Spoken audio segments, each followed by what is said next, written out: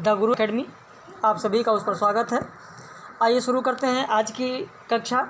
वैसे निराला की जो कविता है, निराला की सारी कविताओं में आप देखें तो 9 कविताएं हैं जो आप लोगों के पाठ्यक्रम में हैं, जिसकी बात हम लोगों ने कल किया था।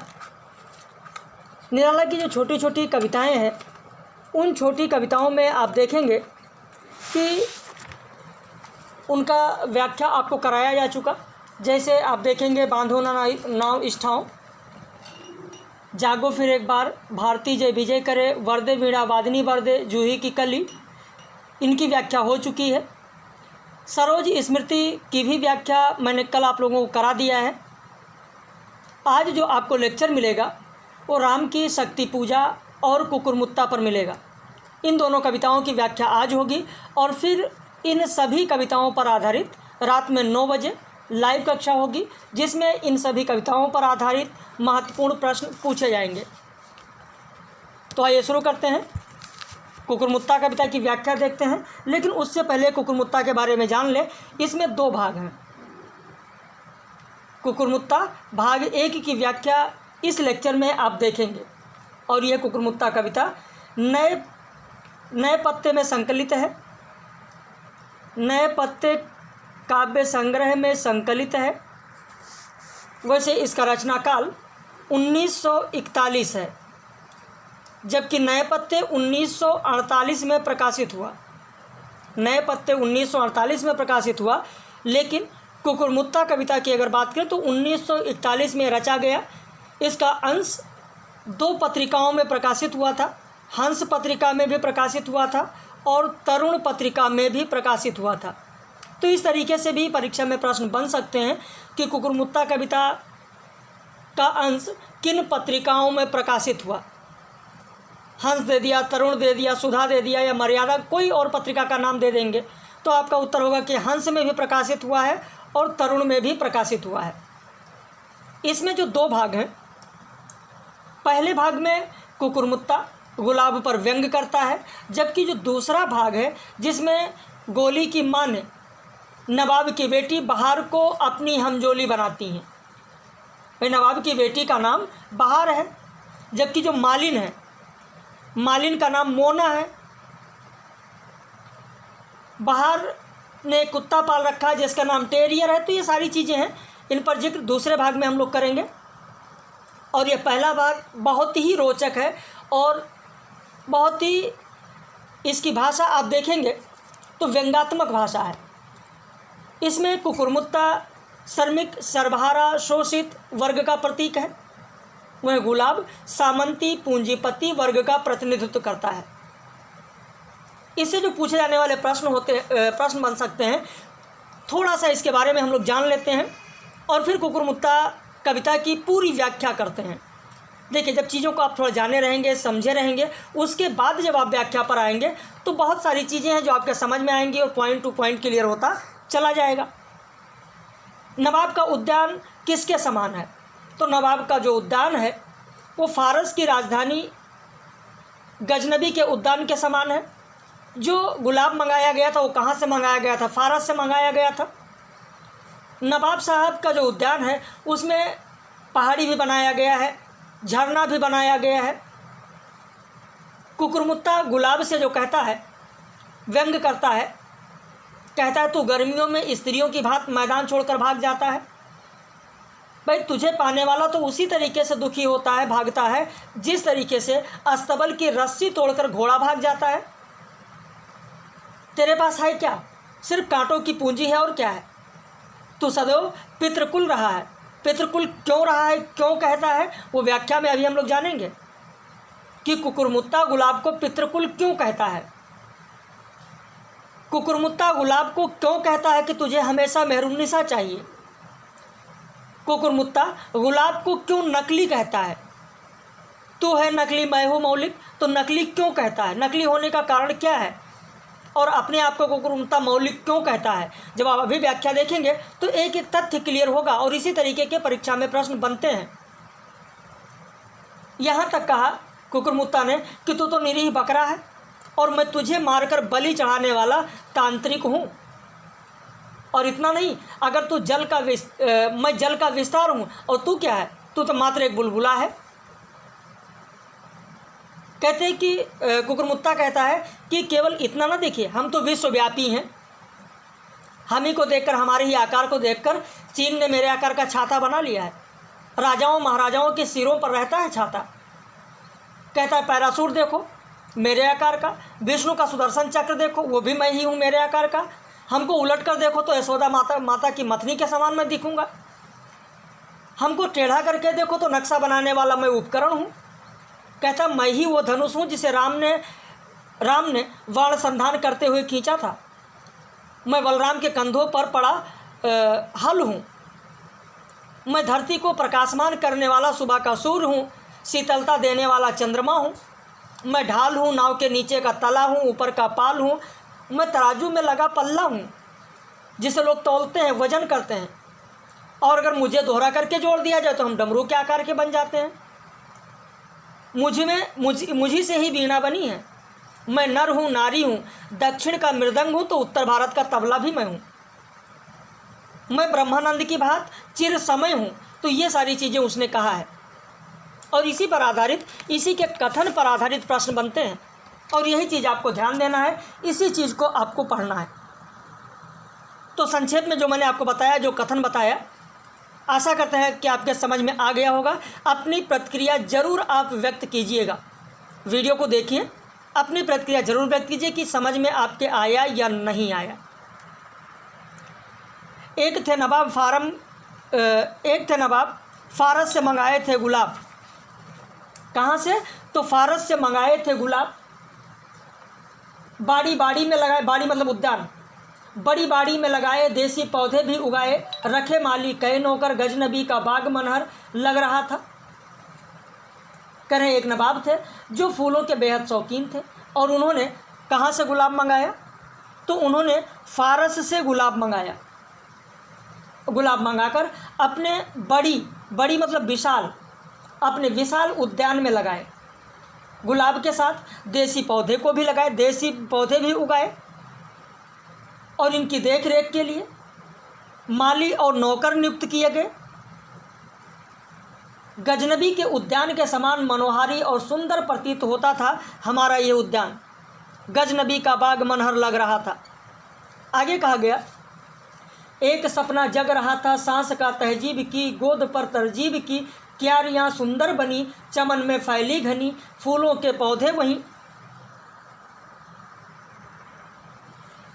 पौधे वहाँ लग रहे थे खुशनुमा। अब यहाँ पर आगे कहा गया कि उन नौकरों, उन मालियों के परिश्रम से नवाब साहब का उपवन बहुत अच्छा हो गया। नवाब साहब के उद्यान की सभ्यता के प्रसार और व्यवस्था के ढंग से मानो कोई सुंदर स्वप्न साकार हो गया था। विभिन्न पौधों की क्यारियों को करीने से बनाया गया जो घनी होकर पूरे उपवन में फैल रही थी। फूलों के पौधे तो और भी सुंदर लग रहे थे। फूलों के जो पौधे थे वो और ही सुंदर लग रहे थे। और इसमें कौन कौन से फूल थे?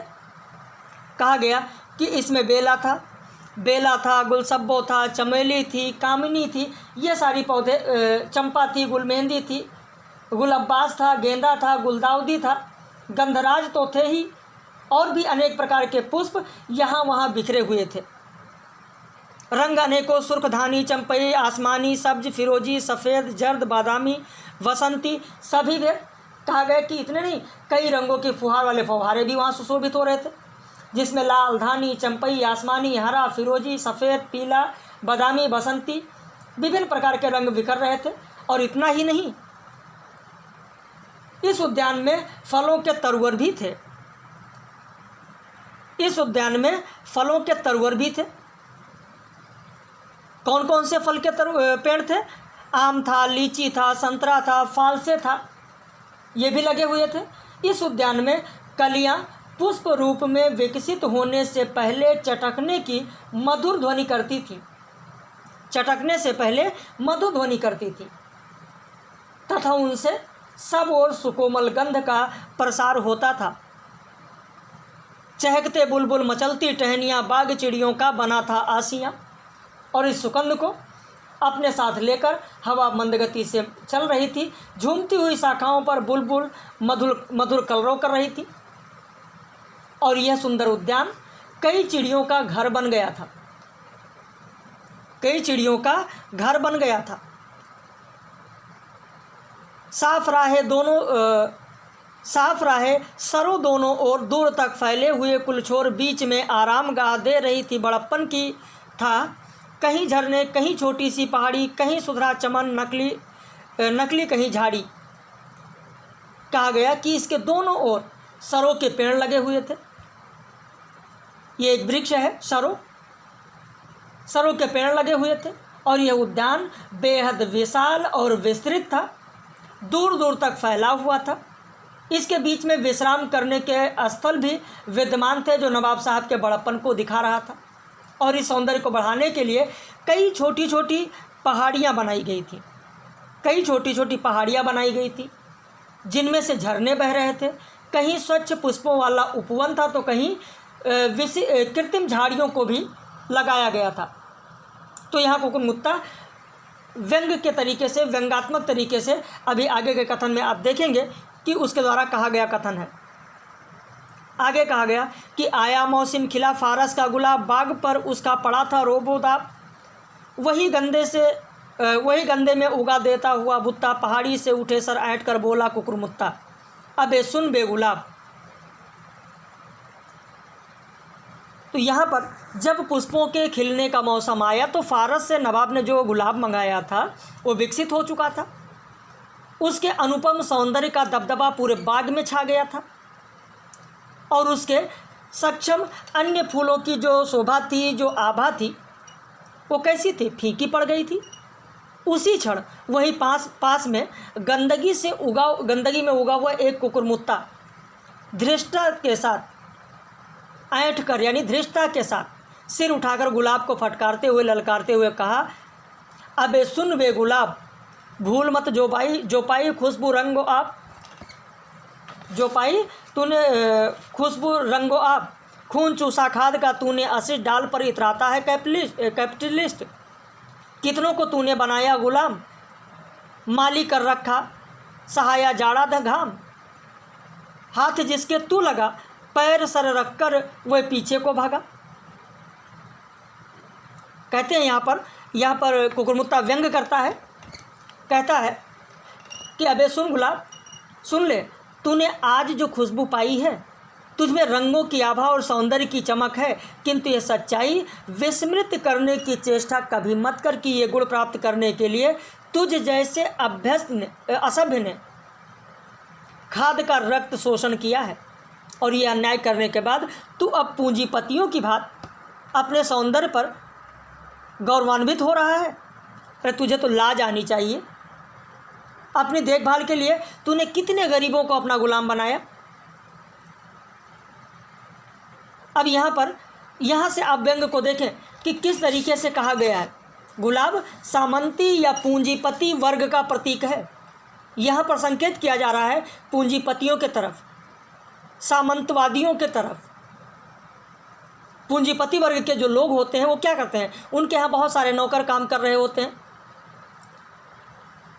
बहुत सारे लोगों का वो लोग शोषण करते हैं और शोषण करके फिर आगे बढ़ते हैं। तो यहाँ पर गुलाब पूंजीपति वर्ग का प्रतिनिधित्व कर रहा है, पूंजीपति वर्ग का प्रतीक है। और कुकुरमुत्ता जो कि साधारण श्रमिक सर्वहारा शोषित वर्ग है उसका प्रतीक है। और वही कुकुरमुत्ता व्यंग कर रहा है, कह रहा है ये चीज़ कि तुमने, हे असभ्य, तुमने तो खाद का रक्त शोषण किया और ये अन्याय करने के बाद तो पूंजीपतियों की बात अपने सौंदर्य पर गौरवान्वित हो रहा है। तुझे तो लाज आनी चाहिए। अपनी देखभाल के लिए तुमने कितने गरीबों को अपना गुलाम बनाया और उन्हें माली बनाकर रखा, और अपने आराम, अपने रूप को बनाए रखने के लिए उन्हें सर्दी और गर्मी सहने पर विवश किया। माली कर रखा सहाया जाड़ा घाम। सहाया जाड़ा घाम, जाड़ा घाम तो समझ ही रहे होंगे। अब इतना तो साधारण जो चीज़ें हैं, मुझे लगता है कि इतनी साधारण चीज़ें तो आप समझ ही रहे होंगे। गर्मी सर्दी और फिर आगे कहा गया, हाथ जिसके तू लगा, पैर सर रख कर वह पीछे को भगा, औरत के जानिब मैदान ये छोड़कर, तबेले को टट्टू जैसे तोड़कर, साहो राजो अमीरों का रहा प्यारा, तभी साधारणों से तू रहा न्यारा, वरना क्या तेरी हस्ती है पोष तू, कांटों ही से भरा है ये सोच तू। तो आगे कहा गया कि अरे तू तो वह मुसीबत है कि जिसके भी हाथों में चला जाता है हाथों में आ जाता है, वह स्त्रियों की भांति मैदान छोड़कर अत्यंत तीव्रता से भागता चला जाता है। पर तुझे पाने वाला तो उसी तरीके से दुखी होकर भागता है जैसे अस्तबल की रस्सी तोड़कर, तबेले को टट्टू जैसे तोड़कर, तो अस्तबल की रस्सी को तोड़कर जैसे घोड़ा भाग निकलता है। तो यहाँ कहने का आशय यह है कि अमीर व्यक्ति, अमीर ना कहकर बल्कि पूंजीपति कहें तो ज़्यादा बेहतर होगा, पूंजीपति जो वर्ग है उसके दुर्व्यवहार से परेशान होकर गरीब आदमी अपनी आजीविका भी छोड़कर डरकर भाग जाता है। और उसी की तुलना यहाँ तबेले के टट्टू से की गई है। उसी प्रकार गुलाब के कांटे होने के कारण उसके रूप और गंध से आकर्षित व्यक्ति भी कांटों से भयभीत हो जाता है।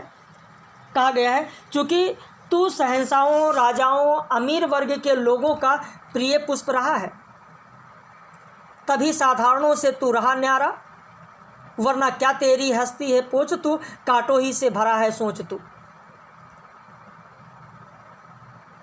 इसीलिए तू अन्य पुष्पों को साधारण समझकर उनसे अलग रहा है, विशिष्ट बना रहा है। किंतु अगर तू इनका प्रिय न होता तो वास्तव में तेरी औकात क्या है? तेरा तो अस्तित्व भी संभव नहीं है। क्यों अस्तित्व संभव नहीं है? क्योंकि तू आत्मनिर्भर न होने के कारण कायर है, तू निर्बल है। कांटों के अलावा तेरे पास और कोई पूंजी नहीं है, कांटों ही से भरा है ये सोच तू। इन कांटों के अलावा और कोई पूंजी नहीं तुम्हारे पास। तूने कभी सत्य पर विचार किया है? अभी अभी तेरी यह कली चटक कर विकसित होने लगी है, यह तो कभी भी सूख कर तेरे कांटे में शामिल हो चुकी होती अगर इनको प्रतिदिन जल का पोषण ना मिलता। रोज पड़ता रहा पानी तभी तो ये मिल रहा है। लेकिन तू यह बात नहीं समझेगा क्योंकि तेरे अंदर अभिमान है, स्वाभिमान नहीं। तभी तो कहा गया तू हरामी खानदानी, यानी तुम्हारे अंदर अभिमान है, स्वाभिमान नहीं। और क्यों अभिमान है, स्वाभिमान नहीं? क्योंकि तुम्हारी कलम लगती है, स्वयं जड़भूत नहीं होता और इसीलिए तू सदैव बिना पितृ कुल का रहा है। तेरे अंदर जो अंधा अहंकार है उसका यह हाल है कि चाहिए तुझको सदा मेहरून निशा जो निकाले इत्र ऐसी दिशा बहा कर ले चले लोगों को नहीं कोई किनारा, जहाँ अपना नहीं कोई भी सहारा, रुबाब में डूबा चमकता हो सितारा, पेट में डंड पेले हो चूहे जवां पर लफ्ज प्यारा। कहते तेरे अंधे अहंकार का यह हाल है कि तुझे हर क्षण हर समय मेहरून निशा चाहिए, तेरे चारों ओर घूमे, तुझसे प्यार करे, प्यार जताए, तुमसे इत्र निकाले। अर्थात तू सदैव विलास प्रिय लोगों के ऐश्वर्य का, आराम का साधन रहा है। और यह वास्तव में ऐसी दिशा है जिसने लोगों को पतन की लहरों में बहाया है। ऐसी लहरों के लिए कोई किनारा भी नहीं होता और ऐसी हालत में अपना भी कोई नहीं होता है और न किसी का आश्रय ही मिल पाता है। ऐसे लोग इस स्थिति में पहुंच जाते हैं कि सुख और साधनों के सितारे केवल उनके स्वप्नों में ही रह जाते हैं। लेकिन फिर भी वह लोग अपने ऐश्वर्य की ऊंची ऊंची बातें करते हैं, अपने झूठे अभिजात्य का ही प्रदर्शन करते रहते हैं, चाहे उन्हें खाने को भी ठिकाना ना हो। क्षुधातुर होने के कारण उनके पेट में चूहे क्यों ना कूद रहे हो।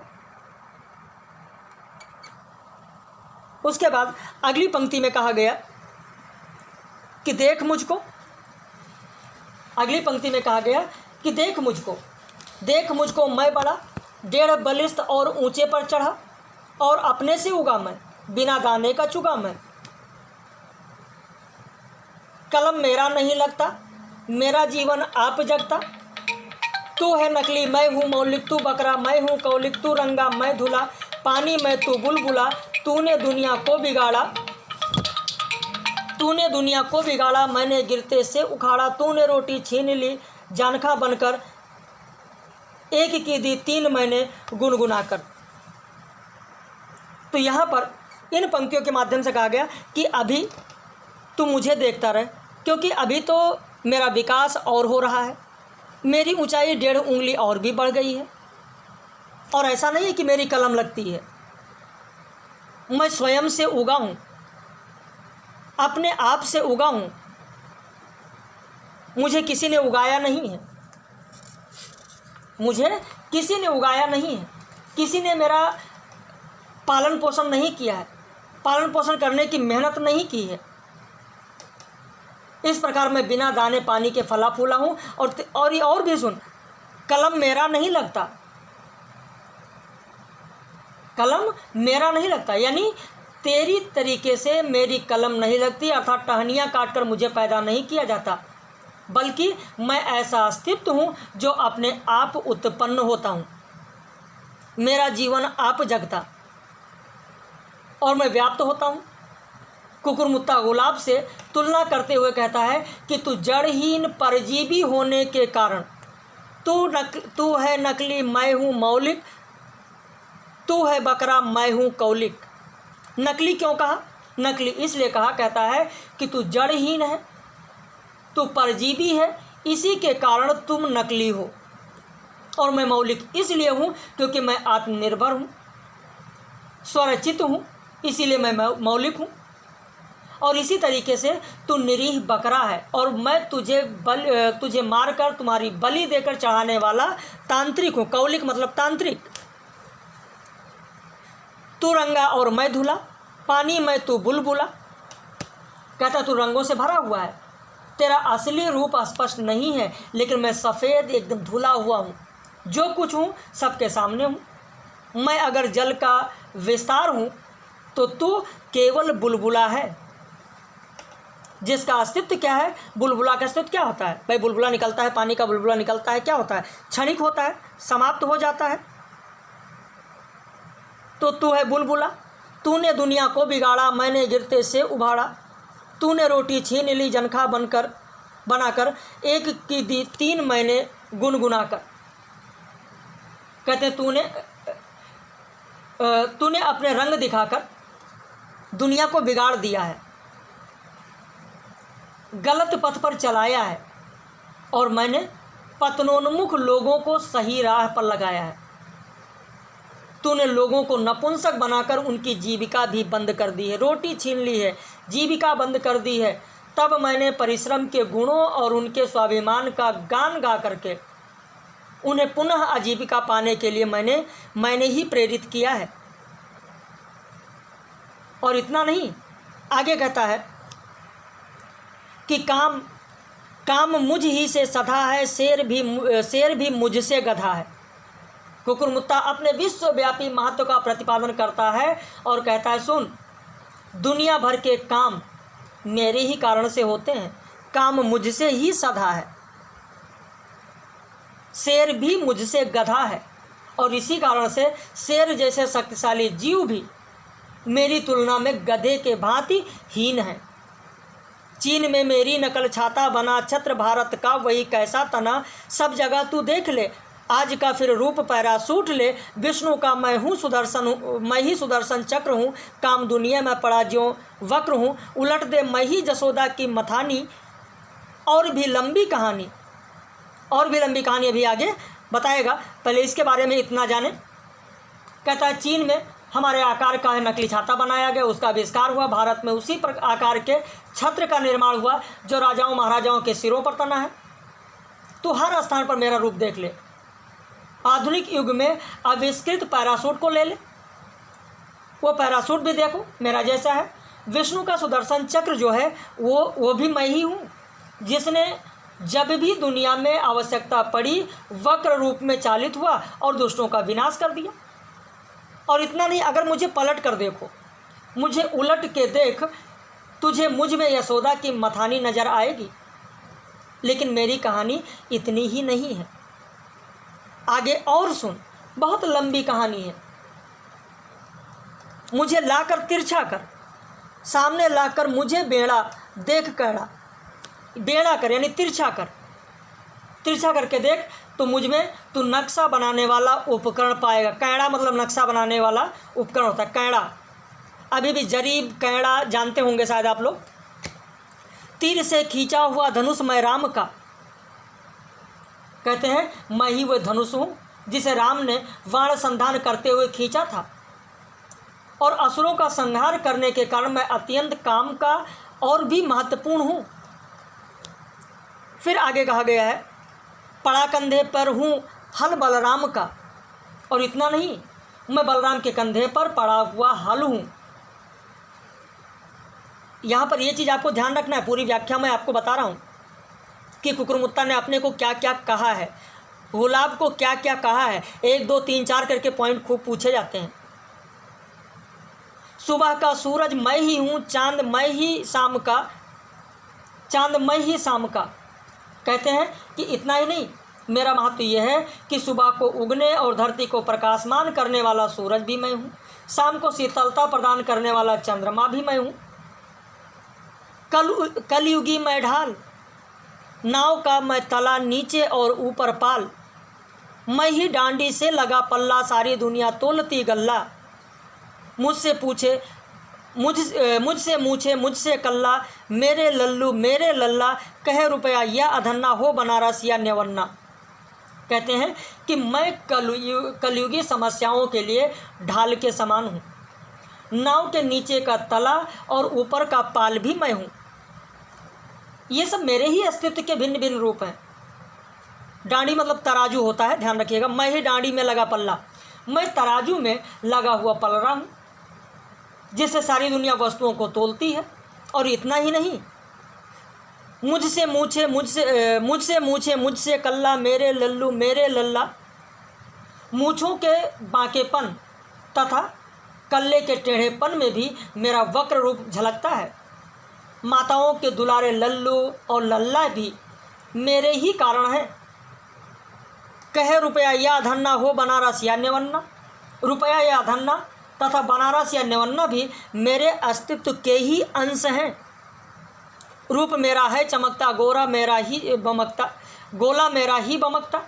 कहते हर वस्तु में मेरा रूप है, मैं ही हर जगह पर चमकता हूँ। और यहाँ तक कि धमाकेदार बम, गोला मतलब बम, गोला मतलब बम होगा, ध्यान रखें। गोला मेरा ही बमकता, यानी यहाँ तक कि मैं धमाकेदार बम भी मेरे ही आकार की भांति बनाया जाता है।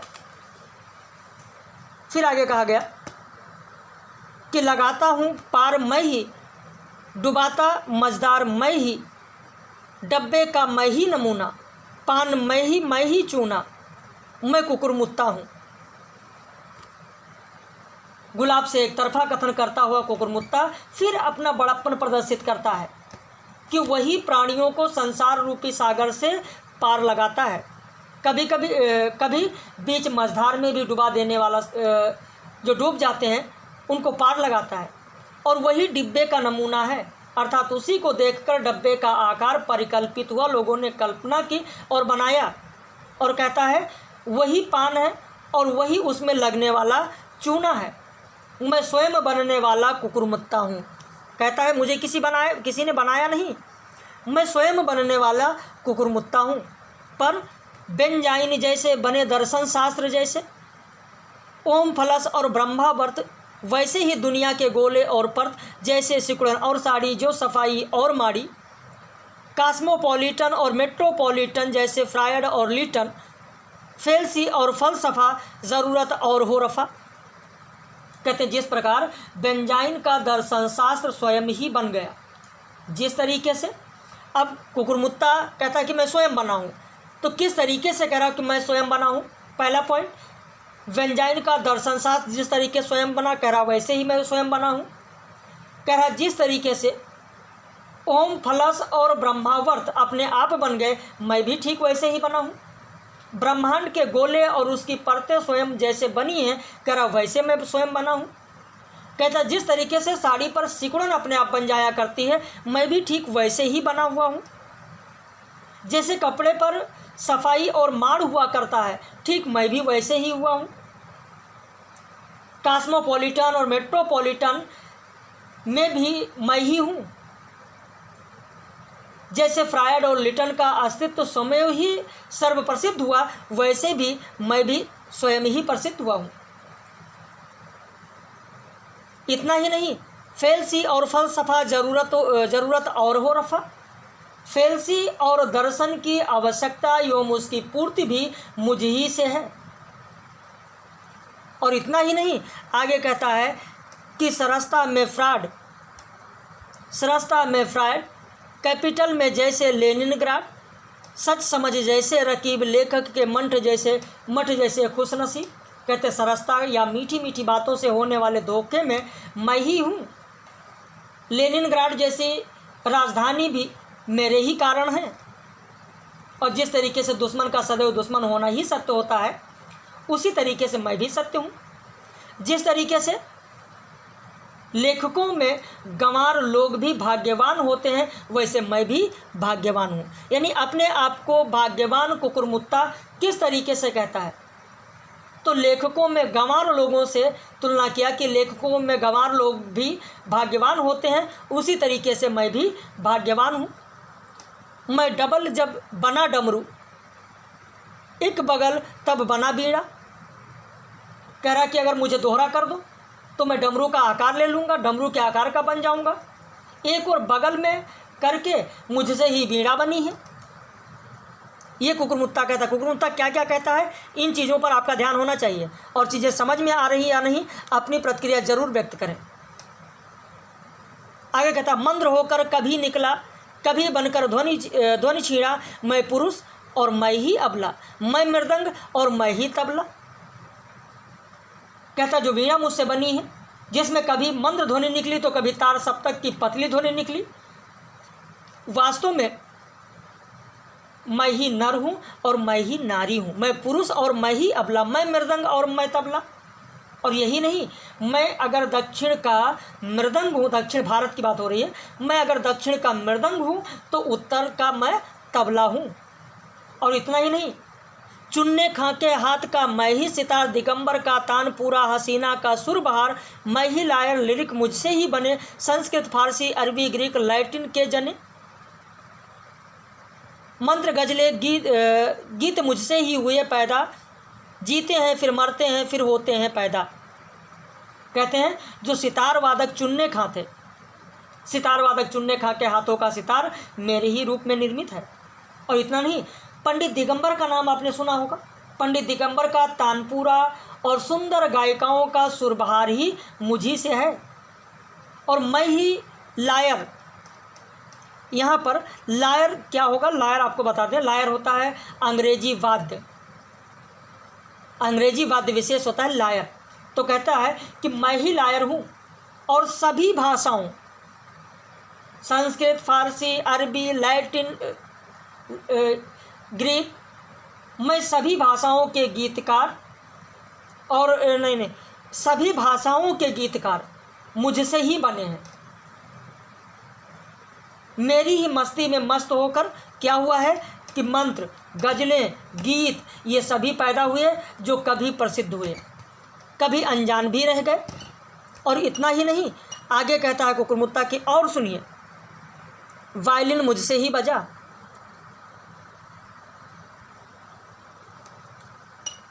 कहता है कि वायलिन मुझसे ही बजा, वेंजो मुझसे बजा, घंटा घंटी ढोल डप घड़ियाल शंख तुरही मजीरे करताल कार्नेट क्लेरियनेट ड्रम पलूट गीटर बजाने वाले हसन खां बुद्धू पीटर, मानते हैं सब मुझे ये बाएं से, जानते हैं दाएं से।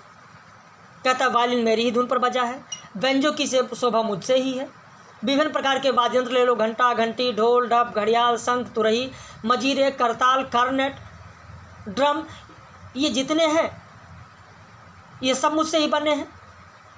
उनके वादक को ले लो, उनके वादक में इन्होंने कहा हसन खां को देखिए, बुद्धू को देखिए, पीटर को देखिए, ये सभी मेरा बड़प्पन मानते हैं और मुझे हमेशा से जानते हैं।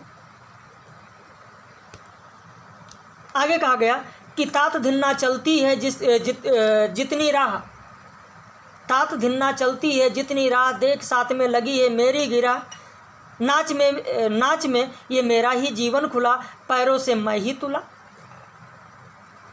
पैरों से मैं ही तुला। यानी विभिन्न प्रकार के नृत्यों की तात धिन्ना से मेरी ही गांठ लगी हुई है। अर्थात भारतीय संस्कृति पूरी तरीके से मुझसे जुड़ी हुई है, नृत्य में मेरा ही जीवन हुआ है, पैरों की लय में मेरी ही संगीत है। और आगे कहते हैं कि कथक हो या कथकली या बाल डांस, क्लियोपेट्रा, कमल भौरा, कोई रोमांस, बहेलिया हो, मोर हो, मणिपुरी हो, गरबा हो, पैर, मांझा, हाथ, गर्दन, भौहें, मटका, नाच अफ्रीकन हो या यूरोपियन, कहते हैं चाहे कथक हो, कथकली हो, पश्चिम बंगाल का बाल डांस हो, क्लियोपेट्रा हो, कमल एवं भौरे का प्रेम प्रसंग हो, पक्षी फंसाने वाला बहेलिया हो, मोर का नाच हो, मणिपुरी नृत्य हो, गरबा हो, पैर, कमर, हाथ, गर्दन, भौहों के संचालन में तथा किसी भी प्रकार के नृत्य, चाहे वो अफ्रीकन हो या यूरोपियन, सब में मेरा ही सौष्ठव है। किसी भी तरह का हाव भाव मेरा ही रहता है सब में ताव, मैंने बदले पैतरे जहाँ भी शासक लड़े, पर है प्रोलेटेरियन झगड़े जहाँ, मियाँ बीबी के क्या कहना है वहाँ, नाचता है सूदखोर जहाँ कहीं ब्याज जुटता, नाच मेरा क्लाइमेक्स को पहुँचता। कहता है कि प्रत्येक शारीरिक मानसिक हाव भाव में मेरी ही प्रेरणा है। संसार में कहीं भी, पूरे संसार में कहीं भी जब शासकों में युद्ध होता है, मैंने पैतरे बदलकर निर्णय ही बदल दिया। किंतु जहाँ कहीं भी शोषित वर्ग के संघर्ष संबंधी झगड़े होते हैं या पति पत्नियों की नोकझोंक, मियाँ बीबी पति पत्नियों की नोकझोंक होती है, उनके विषय में तो कहना ही क्या। जहाँ भी सूदखोर अपने ब्याज का तगाजा करता हुआ नाचता है, दौड़ता फिरता है, वही समझो मेरा नृत्य अत्यंत तीव्र होकर अंत को पहुँचने लगता है। अब उसके बाद में अगला देखें, नहीं मेरे हाड़ कांटे गांठ, या नहीं मेरा बदन आठों गांठ का, रस ही रस मैं हो रहा, सफ़ेदी को जहन्नम रोकर रहा, दुनिया में सबने मुझी से रस चुराया, रस में मैं डूबा उतराया। कहता है कुकुरमुत्ता, फिर गुलाब को संबोधित कर रहा है और कह रहा है कि मेरे शरीर में हड्डी नहीं है, हाड़ मतलब हड्डी, अस्थि, हड्डी नहीं है, और तेरे तरीके से मेरे में कांटे नहीं हैं, लकड़ियाँ नहीं हैं, तेरे जैसे मेरे शरीर में गांठें नहीं हैं, मैं तो अपना अस्तित्व तो आप हूँ। इस कारण स्वयं रस सिद्ध होकर ब्रह्मानंद की भांति चिर समय हूँ। अपनी सफ़ेदी या उदासी को तो मैंने नरक भेज दिया है। चिर समय होने के कारण इस संसार में सब वस्तुओं में मेरा ही रस बसा है, और सभी वस्तुओं में मेरा ही सत्य होने के कारण मैं हर जगह विद्यमान हूँ। इतना ही नहीं, मुझी में गोते लगाए वाल्मीकि व्यास ने, मुझी से पोथे निकाले भास कालिदास ने, टुकुर टुकुर देखा कि ये मेरे ही किनारे खड़े, हाफिज रविंद्र जैसे विश्व कवि बड़े बड़े। कहते वाल्मीकि और व्यास जैसे महान कवि ऋषियों की बुद्धि ने भी मेरी ही सर्वव्यापी शक्ति से प्रेरणा ली है। संस्कृत नाटककार भास, कालिदास, इन्होंने भी मेरे ही रसधारा में डूबकर ग्रंथ की रचना की है। इतना ही नहीं, हाफिज और रविंद्र जैसे महान विश्व कवियों ने भी मेरी ही ओर आशा की दृष्टि से देखा था। लेकिन कहीं का रोड़ा, कहीं का पत्थर टी.एस. इलियट ने जैसे दे मारा। पढ़ने वालों ने भी जिगर पर रख कर हाथ कहा, लिख दिया जहां सारा। कहते हैं लेकिन आजकल ये स्थिति है कि टी.एस. इलियट जैसे विचारकों ने जहाँ तहाँ से विचारों को इकट्ठा करके और एक धारा का प्रवर्तन कर दिया, और उनके अंधानुकरण करने वाले लोगों ने भी व्यर्थ की प्रशंसा कर करके उसको प्रसिद्ध कर दिया। कैसे कैसे प्रसिद्ध कर दिया? ज़्यादा देखने को आंख दबाकर शाम को किसी ने जैसे देखा तारा, जैसे प्रोग्रेसिव का कलम लेते ही रोका नहीं रुकता जोश का पारा। और यहीं से ये कुल हुआ जैसे अम्मा से बुआ।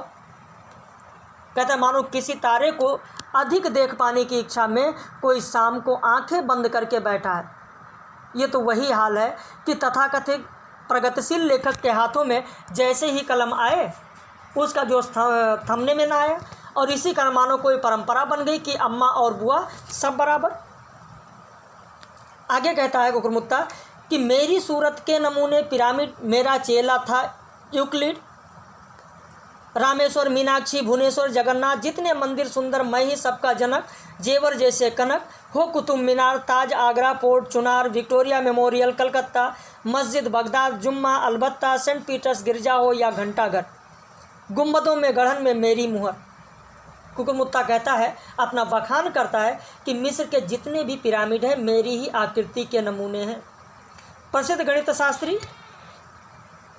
गणित शास्त्री यूक्लिड मेरा ही शिष्य था। रामेश्वर, मीनाक्षी, भुवनेश्वर, जगन्नाथ आदि भारत के सभी प्रसिद्ध और सुंदर मंदिर ये सब मेरी ही उत्पत्ति है, और मैं ही उनका यश रूपी स्वर्णाभूषण हूँ, कनक हूँ। विभिन्न प्रकार की इमारतें, चाहे वो कुतुब मीनार हो, चाहे वो आगरा का ताजमहल हो, आगरा का फोर्ट हो, चुनार का फोर्ट हो, विक्टोरिया मेमोरियल हो, बगदाद की मस्जिद हो, जुम्मा हो, सेंट पीटर्स का गिरजाघर हो, घंटाघर हो, सभी के भवन में उनके गुंबदों की बनावट में मेरी ही छाप विद्यमान है। आगे कहता है कि एरियन हो, पार्सियन हो, गार्थिक हो, आर्च हो, पड़ती है मेरी ही टॉर्च। पहले के हो, बीच के हो या आज के, चेहरे से पिद्दी के हो या बाज के, विभिन्न प्रकार के आर्य, फारसी, गौथिक नस्लों के मनुष्य के रूप पर मेरा ही प्रकाश पड़ता है। सभी मनुष्यों के रूपाकारों में मेरा ही स्वरूप समाया है, चाहे वो आदिकालीन हो, चाहे वो मध्यकालीन या आधुनिक काल के हों, चाहे वो चेहरे मोहरे से पिद्दी जैसे हों या बाज के बाद विकराल आकृति वाले हों, और चाहे वह चीन के, फारस के या जापान के, अमेरिका के, रूस के, इटली के, इंग्लिस्तान के, ईंट के, पत्थर के हों या लकड़ी के, कहीं की भी मकड़ी के, बुने जाले जैसे मका कुल मेरे छत्ते के हैं घेरे। चाहे वह चीन के निवासी